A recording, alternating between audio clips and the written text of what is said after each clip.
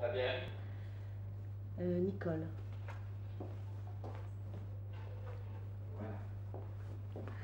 Solutionner le problème de la condition humaine par la force, par les conquêtes, par la sagesse, les grands règnes, par l'amour, le christianisme, par les opiums.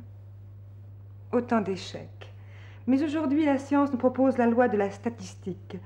Des machines cybernétiques pourraient être des gouvernants bien plus impartiaux que le meilleur des hommes.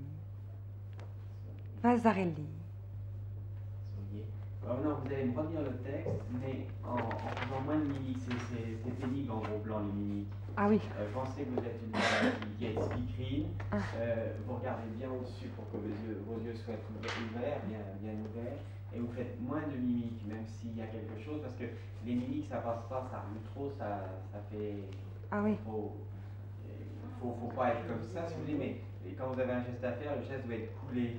Ah c'est oui. pas un geste saccadé, c'est pas vous jouez pas sur une scène qui est grande comme ça, Oui. vous jouez sur une scène qui est grande comme ça, donc vous pouvez pas avoir des... Oui, oui. Hein? Oui. Bon, allez-y maintenant, là. Solutionner le problème de la condition humaine par la force, par les conquêtes, par la sagesse, par les grands règnes, par l'amour, le christianisme, par les opiums, autant d'échecs. Mais aujourd'hui, la science nous propose la loi de la statistique. Des machines cybernétiques pourraient être des gouvernants bien plus impartiaux que le meilleur des hommes. Vasarely. Coupé. Alors maintenant, je vais vous donner le petit test.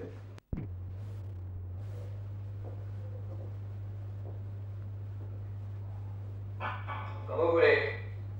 Allez-y. Notre ami John McCarthy, qui est professeur à l'université de Stanford, poursuit ses recherches dans le domaine de l'intelligence artificielle. Attention, les singes, les robots vous rattrapent.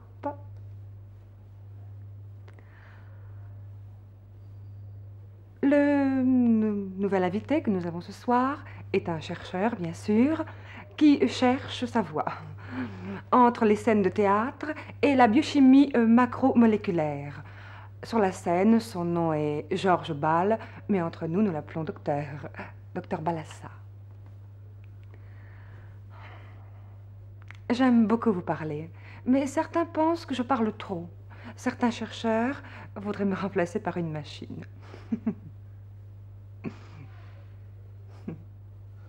Bon, est-ce que je peux vous demander maintenant, C'est tout ce que je sais. comme ça sur la lancée, d'improviser, alors à ce moment d'improviser carrément, et de me dire pourquoi vous aimez les sciences. Hein? Essayez comme ça de trouver quelque chose. En disant, moi j'aime les sciences parce que la science, c'est quand même l'homme qui trans... Je pense faire n'importe quoi, quelque chose qui vous vient à l'esprit, vous m'en mettez 30 secondes. Oui.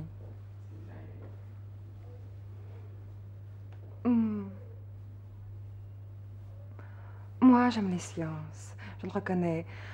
Les sciences sont le domaine de la sécurité, le domaine, quand on se perd dans les méandres de la littérature ou de la philosophie, des problèmes, d'une difficulté, d'un peu d'assurance. Tout le monde peut assurer n'importe quoi, alors que les sciences sont là, avec leurs pivots rassurants, leurs preuves, leur identification, leur vérification dans tous les domaines, leurs applications extraordinaires, tant dans la science naturelle que dans les sciences appliquées. On s'y retrouve, on retrouve. Alors, on se sent tout d'un coup plus seul dans un univers qu'on ne comprend pas, un univers de phénomènes contradictoires. On retrouve une ligne, et cette ligne, c'est la science. Voilà pourquoi j'aime les sciences. Bon, essayez de dire la même chose, mais avec une pause avantageuse et sans bouger les mains. C'est plus difficile. Hein. Une pause avantageuse. Oui, comme ça, là. On parle toujours des sciences. Oui, ou autre chose. Enfin. On a beaucoup parlé des femmes et de leur goût pour la littérature fantastique. Je n'y crois pas. Ou alors elles cherchent là une fausse féminité.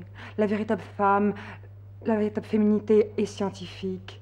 Elle retrouve là un pivot, une nécessité, quelque chose qui la justifie elle-même.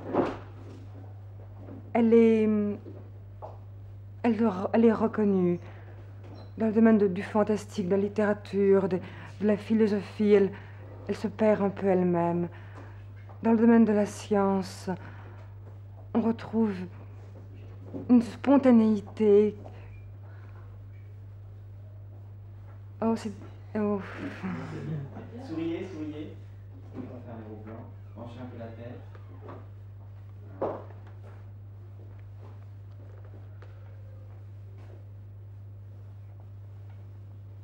Merci, Coupé.